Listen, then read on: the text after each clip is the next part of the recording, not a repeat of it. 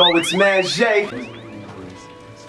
This is Mr. Bailey. Cavy, you are now listening to Potato Salad Radio Show at 88.1 FM CKDU. What's up, PR?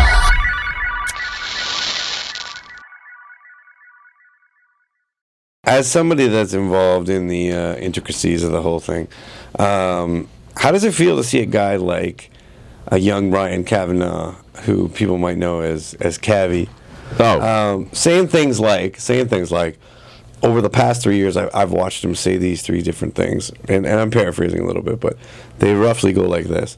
The first year was, can't wait to go into Hopscotch and sort of show them what I got. Yeah. The second year is, can't wait to take the opportunity that when I showed them what I had afforded me. Yeah. And this year, just an outright, one of my favorite times of the year, can't wait to be part of it. Yeah. Like this almost veteran feel where it's like, now I'm pulling people, and he's still like a zygote to a person like me. He's a really good example of, I think, what Hopscotch does well. Because Cavy first came out like 3 years ago. Nobody in Halifax really knew who he was, and that's not a diss to him. He was doing his thing at PEI.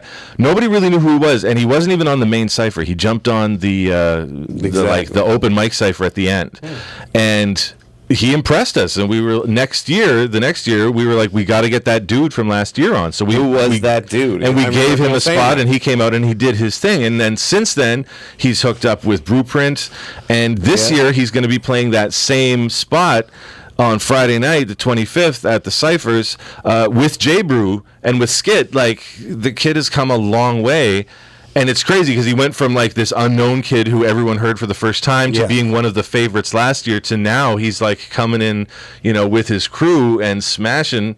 I know he's gonna smash, but like, that's amazing. 3 years, like, he came and he got known, he did his thing, he got some shine out of it, and now he's doing his thing.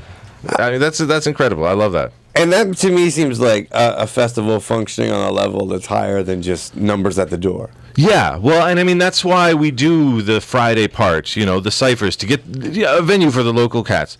Because, I mean, I'm always the first to say, Halifax hip-hop is incredible. Maritime hip-hop is incredible. We're so far away from everything else that we do our own thing. We have our own superstars. We have our own hierarchy of amazing artists.